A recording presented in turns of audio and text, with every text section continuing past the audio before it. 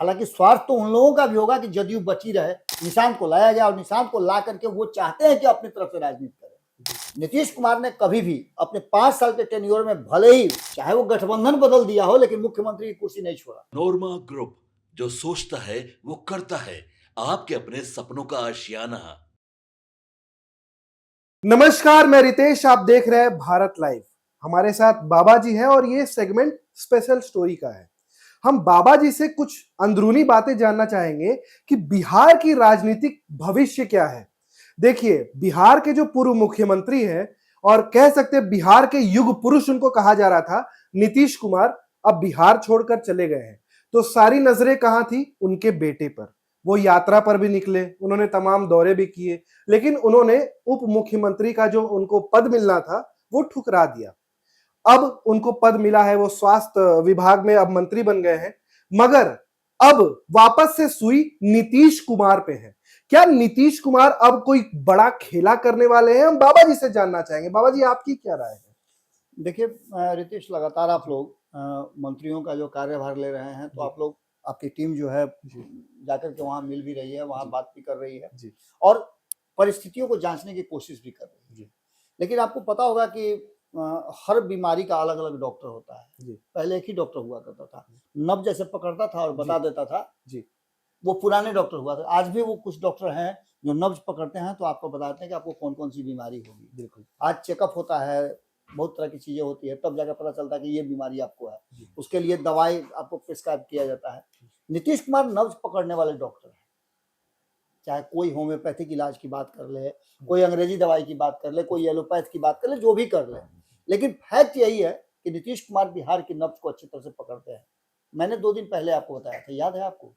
मैंने 2 दिन पहले आपके साथ खबर करते हुए बताया था कि नीतीश और लालू, इनके युग की को समाप्त करने की बात कही तो जरूर जा रही है और लग भी रहा है कि अब इनका समापन हो गया है, नई पीढ़ी का आगमन हो गया है। इसकी चर्चा हमने खूब किया है, लेकिन जब तक ये दोनों जीवित है, मैंने कहा था कि सिर्फ ब्रेन डेड नहीं होना चाहिए, तब तक बिहार की राजनीति में भारतीय जनता पार्टी के लिए चैन की बंसी बजाने का स्थिति उत्पन्न नहीं होगा। बिहार में सरकार बनी, सब कुछ अपनी जगह पर चल रहा है, कहीं कोई दिक्कत नहीं है। आप सामने से देखिएगा तो आपको कहीं से नजर नहीं आएगा। लेकिन एक तरफ कल एक बड़ी घटना घटी थी। एक रास्ता जो मंदिरी नाला पर बनना था, वर्षों से उस पर कई लोग आए, कई लोग गए, कई नगर विकास मंत्री हुए, वैसे का वैसा रहा, वो सिर्फ फाइलों में उलझता रहा। अंततः नितिन नवीन ने और रविशंकर प्रसाद, ये दोनों के आने के बाद से उसमें कुछ काम में तेजी आई और एक जिम्मेवारी मिली नितिन नवीन को, तो उन्होंने इस पर आगे बढ़ाया और केंद्र सरकार की उसमें बड़ी भूमिका थी। इन सबके बाद उसका उद्घाटन हो रहा था और दूसरी तरफ भारतीय जनता पार्टी का पूरा कुनबा वहां मौजूद था। इवन की एक उप मुख्यमंत्री भी वहां मौजूद थे, जिनके बारे में 2 दिन तक खबरें चली कि उप मुख्यमंत्री का पद ही खत्म कर दिया गया। वो एक जो ऑफिशियल मिस्टेक था, उसको लेकर के विपक्ष वो हंगामा किया, मीडिया में भी खूब खबरें चली, लेकिन ये एक स्ट्रेटेजिकल मिस्टेक था। वो होते रहता है, ह्यूमन एरर था वो। उस पर ज्यादा तवज्जो देने की जरूरत नहीं थी। लेकिन जो परिस्थितियां बनी कि एक तरफ खुशी मनाई जा रही हो कि एक सड़क जो वेटेड था, इससे पहले नीतीश कुमार के इस्तीफा देने से पहले उस सड़क के उद्घाटन की चर्चा थी, रातों दिन काम चल रहा था। इसलिए मैं इस बात को बता रहा हूं कि हमारा मंदिर जो काली मंदिर है, वहीं आकर के वो रोड समाप्त होता है। और मेरा मंदिर में आप जानते हैं, सुबह शाम दोपहर वहां मेरा जाना आना रहता है। तो हम सारी चीजें देख रहे थे, कई राउंड में बातें चली, ये हुआ कि अब इसका उद्घाटन हो जाएगा, लेकिन उद्घाटन को यथास्थिति रोक दिया गया। नीतीश कुमार ने निरीक्षण भी किया था, ओपनिंग नीतीश कुमार ने ही किया था उसके कार्य का, लेकिन इन सबके बावजूद इसकी ओपनिंग हुई और एक तरफ जहां ये कार्यक्रम चल रहा था, वहीं दूसरी तरफ नीतीश कुमार के आवास पर उनके करीबियों की एक बड़ी बैठक चल रही है, गुप्त मीटिंग। और इस बैठक ने कहीं ना कहीं बिहार की राजनीति में एक बार फिर से वो जो नहीं होता स्पार्क, हाँ, वो उसको स्पार्क नहीं, धड़कन जो होती है ना दिल का, वो थोड़ा सा बढ़ा दिया था। और बढ़ा क्या दिया था कि ये वो अवसर था जहां आपने देखा होगा कि नीतीश कुमार ने पूरे व्यूह रचना को अपने हिसाब से पोर्ट्रे किया था, उसी के हिसाब से बिहार की राजनीति चल रही है। उन्होंने पोर्ट्रे किया था सम्राट चौधरी को, पिछले 1.5-2 साल से लेके घूम रहे थे जी 2024 में जब सम्राट चौधरी आए उस समय से लेकर के उनको पीछे पीछे अपने घुमा रहे थे जी इससे पहले जब वो उप मुख्यमंत्री बने उस समय से लेके घूम रहे थे 2025 के चुनाव में भी सम्राट चौधरी पर विशेष उनकी नजर थी और उनको ये बात एहसास हो गया था कि भारतीय जनता पार्टी में भी अब इनसे ज्यादा कद्दावर नेता या इनसे ज्यादा कोई पावरफुल नेता नहीं है नहीं क्योंकि जो आदमी नीतीश कुमार को सीधे सीधे जवाब दे देता हो, जो आदमी खुद अपने ही पार्टी के अध्यक्ष की कुर्सी पर बैठे व्यक्ति को औकात बताता हो, आंखों में आके डाल के तो उस व्यक्ति को भारतीय जनता पार्टी ऐसे नेताओं को, ऐसे लोगों को काफी तवज्जो देती है क्योंकि भारतीय जनता पार्टी एग्रेसिव राजनीति करती है और केंद्र की योजनाओं को लागू करने के लिए, भारतीय जनता पार्टी के एजेंडा को लागू करने के लिए एग्रेसिव लोगों की जरूरत है। हालांकि नीतीश कुमार ने एक लंबे समय तक भारतीय जनता पार्टी को ऐसे अपनी मुट्ठी में कस के रखा था, लेकिन जब से 2014 से नरेंद्र मोदी और अमित शाह की जोड़ी आई, जिसमें राजनाथ सिंह, जेपी नड्डा, अन्य लोगों की, और बिहार में खास करके जब से सम्राट चौधरी का उदय हुआ, तब से नीतीश कुमार का थोड़ा थोड़ा कमजोर होने लगा था और नीतीश कुमार को यह बात समझ में आने लगी थी कि अब परिस्थितियां बदल रही हैं।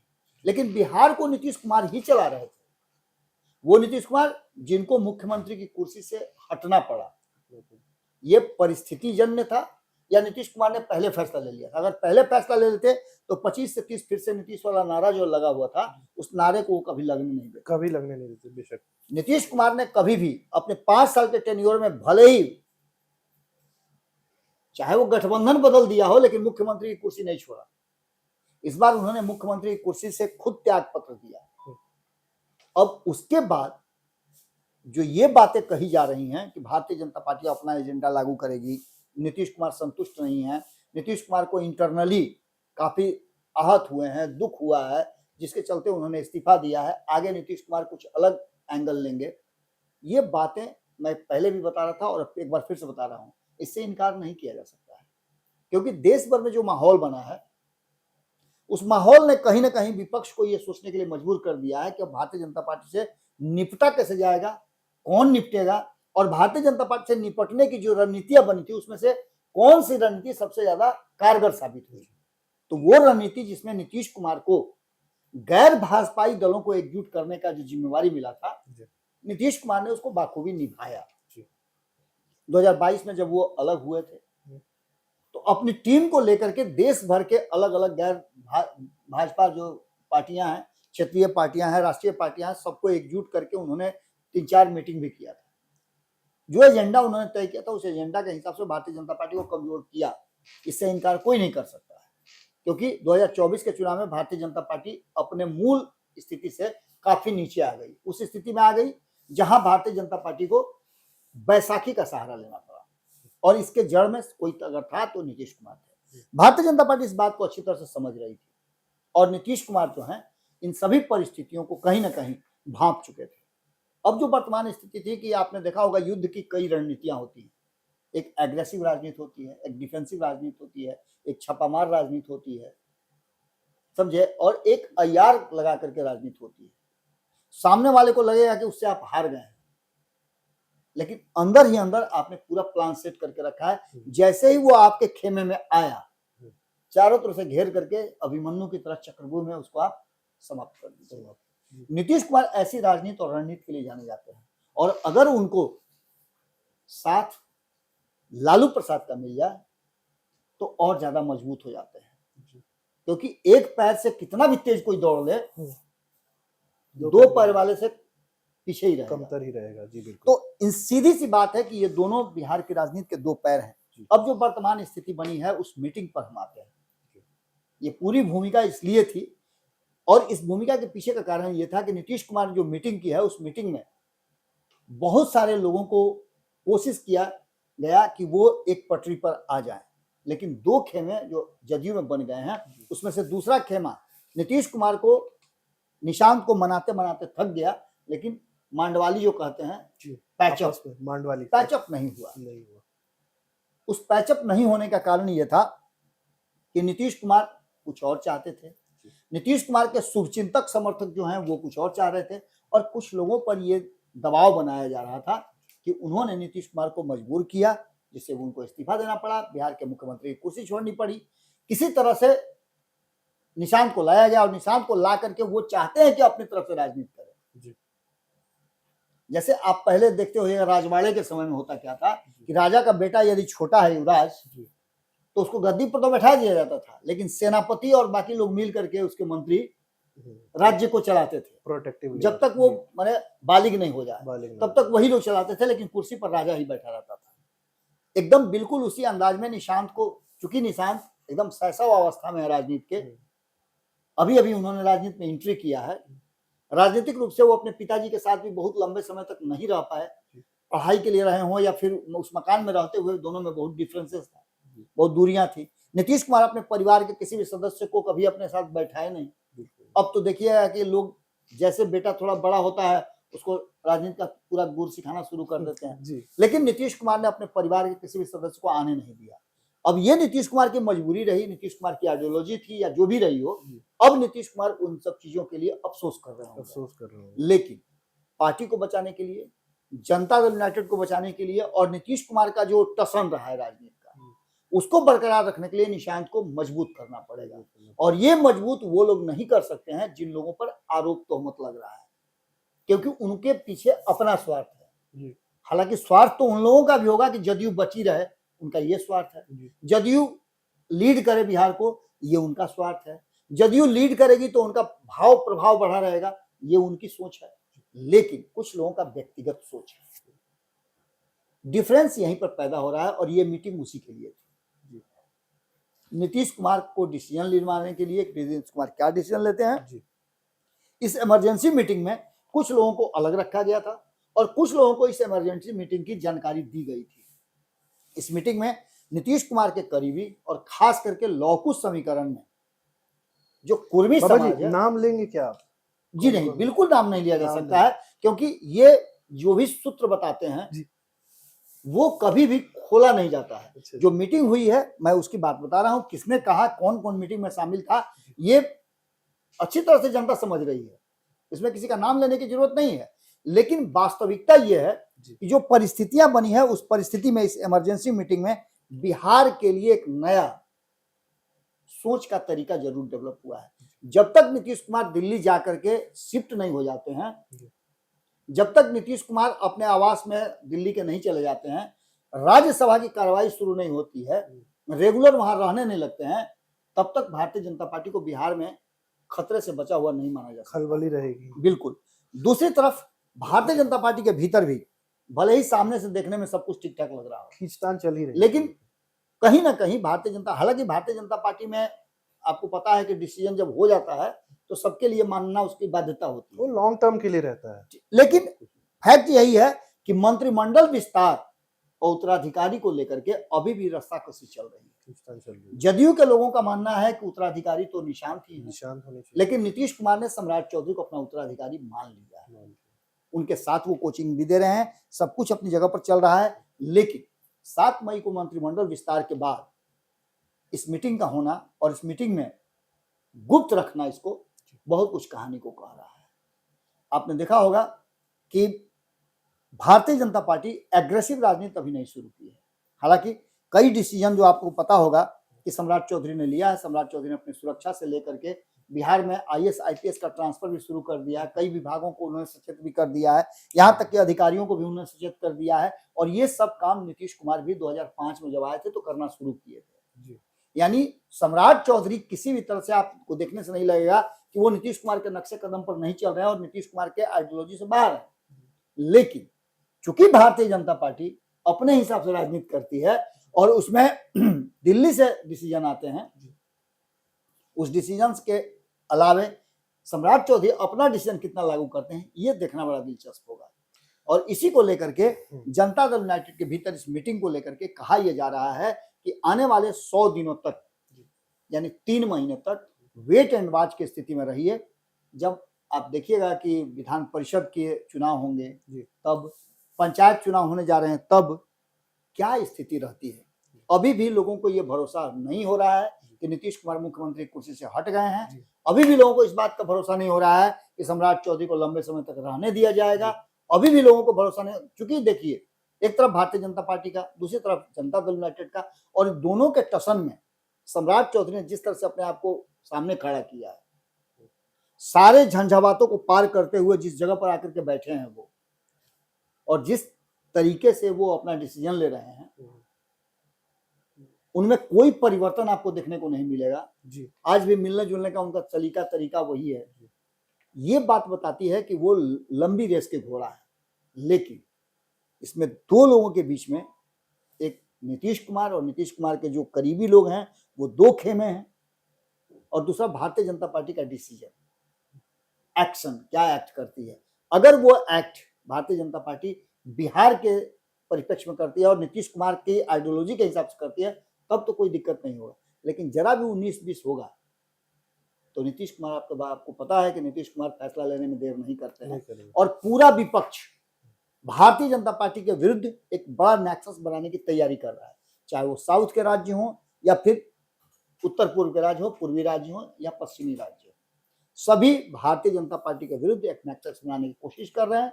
और उस कोशिश में कमी अगर किसी की खल रही है तो वो नीतीश कुमार है, क्योंकि ममता से लेकर के कांग्रेस तक दक्षिण के जितने भी नेता हैं सब एकजुट होना चाह रहे हैं, और उस एकजुटता को नीतीश कुमार की जरूरत है, क्योंकि नीतीश कुमार के बिना लाख चाह करके भी भारतीय जनता पार्टी के सामने खड़ा होने की किसी की हैसियत नहीं है, क्योंकि कहीं ना कहीं सूप और चलनी वाली हाल है। नीतीश कुमार ही है कि बिना दाग के, बिना छेद के और बिना किसी आरोप प्रत्यारोप के हैं, साफ सुथरी छवि वाले नेता नीतीश कुमार हैं, जिनको सुशासन लागू के साथ साथ न्याय के साथ विकास और क्या क्या उपाधियां दी गई, देश भर में उनके ईमानदारी की कस्में खाई जाती हैं, परिवारवाद से बिल्कुल अलग रहने की बात की जाती है। भले ही आप उनके बेटा को जोड़ लीजिए, लेकिन ये सब कुछ अलग है। ऐसे में एक बात तो तय है कि नीतीश कुमार क्या सोच रहे हैं, आगे क्या डिसीजन लेंगे, ये बड़ा ही महत्वपूर्ण है, और इसी पर टिका हुआ है बिहार की राजनीति और आने वाला देश का भविष्य। जी। अगर नीतीश कुमार मन में बना लिए तो कहीं ना कहीं नीतीश कुमार बड़ा कुछ करने वाले हैं, ये बात कहने से मुझे कोई उज्र नहीं है। 7 सर्कुलर रोड की जो बैठक है, उस बैठक ने, हालांकि बैठकें तो लगातार हो रही हैं, बैठकें तो होती ही रहेंगी, क्योंकि राजनीतिक लोग हैं तो बैठक तो करेंगे ही, लेकिन इस बैठक का विशेष महत्व इसलिए है कि जैसे ही मंत्रिमंडल का गठन हुआ, उस गठन के बाद मैं बता रहा था कि कई ऐसे विभाग हैं जो नीतीश कुमार को चाहिए, कई ऐसी चीजें हैं जो नीतीश कुमार को चाहिए। सबसे बड़ा पेंच जो फंसा हुआ है, नीतीश कुमार ने फंसाया है, या तो विधानसभा या विधान परिषद। विधान परिषद के सभापति का पद उन्हें चाहिए, या फिर विधानसभा का पद उनको चाहिए, विधानसभा के अध्यक्ष का। यही आकर के पेच फंसा हुआ है, और देखना ये होगा कि नीतीश कुमार ने जब दोनों ही कुर्सी अपने कार्यकाल में भारतीय जनता पार्टी को दिया था, तो भारतीय जनता पार्टी का भी फैसला होना चाहिए कि नीतीश कुमार को उसमें से कोई एक दे दे। क्या होता है, यहाँ आकर के भारतीय जनता पार्टी को थोड़ा सा एक स्टेप नीचे आना पड़ेगा। ये डिसीजन अगर नीतीश कुमार का मानती रही भारतीय जनता पार्टी, तो कोई दिक्कत नहीं है, लेकिन अगर नीतीश कुमार के किसी भी फैसले, किसी भी डिमांड पर भारतीय जनता पार्टी ने ब्रेक लगाया, तो गाड़ी जो है बेपटरी हो जाएगी और डिरेल हो जाएगी, इसमें कोई दो राय नहीं। देखिए, बाबा जी ने भी तमाम बातें की, लेकिन कुल जमा बात ऐसा है कि नीतीश कुमार जो है कहीं ना कहीं पर्दे के पीछे से नकेल कसे हुए भाजपा पे। और तमाम बातें हमने बाबा से की, आपको कैसा लगा कमेंट सेक्शन में जरूर बताइएगा। आप देख रहे थे भारत लाइव, ये हमारा स्पेशल स्टोरी का सेगमेंट। आपके सपनों को हमने सजाया है, ई होम्स पैनोरामा को हमने बनाया है। ई होम्स मेरा एक सपना था, जिसपे मैं पिछले 4 साल से काम कर रहा था। हमने जो बनाया है वो सबने है माना। ई होम्स पैनोरामा में हो आपका भी आशियाना। और फाइनली हमने 2021 में इस प्रोजेक्ट को लॉन्च किया। बहुत लोग अप्रिशिएट कर रहे हैं कि पूर्णिया जैसे शहर में, बिहार के, एक तो बिहार की बात करें, उसमें भी पूर्णिया जैसे छोटे जगह में इस तरह का लाइफस्टाइल देना, ये सुन के हम लोगों को बहुत अच्छा लगता है। ई होम्स में हमने कुछ और भी किया है, जैसे हम जिस जगह में रह रहे हैं, हमारे फैमिली सिक्योर हो, उनको सिक्योरिटी का ध्यान में रखा है। आपकी सुविधा और सुरक्षा आपके लिए खास है, ये आपका विश्वास है। इसमें आर्टिफिशियल इंटेलिजेंस का 7 लेयर सिक्योरिटी का हमने इस्तेमाल किया है। लस ग्रीन कैंपस को बनाया है, यदि हमारा बाउंड्री वाल है तो वो वर्टिकल गार्डन है। ये जितनी भी फैसिलिटी होता है एक इंटरनेशनल टाउनशिप में, ई होम्स है, ये हम लोग विश्वास नहीं कर पा रहे हैं। जो भी हमारे मित्र, दोस्त या जो भी हमारे बाहर के बाहर आते हैं, तो हम लोगों को बहुत अच्छा सुनने को मिलता है और बहुत अच्छा क्रेडिट मिल रहा है। वो सारा हमने सिर्फ एक बिल्डिंग नहीं बनाया, हमें एक बहुत अच्छा लाइफस्टाइल दिया ई होम्स में, और मेरा एक सपना था जिसको मैं आज फुलफिल होते हुए देख रहा हूँ। ये आपका आवास है। ई होम्स पैनोरमा में अब आपका निवास है। E homes panorama, luxurious lifestyle redefined. Panorama group, जो सोचता है वो करता है। अगर ये वीडियो पसंद आई और वह बिहार के राजनीति और बिहारियत से सरोकार रखेनी तो सब्सक्राइब बटन दबा के चैनल के सब्सक्राइब कर ली। ओजे एगो घंटी बा, ओकरा बटन दबा देला से कुल सटीक और मारक खबर रुआ मुफ्त में मिल जाई। अगर रुआ पत्रकारिता के हमनी के नया प्रयोग में सहयोग कर चाहतानी तो ज्वाइन बटन दबा दी। पेटीएम नंबर नोट कर ली 9386816700।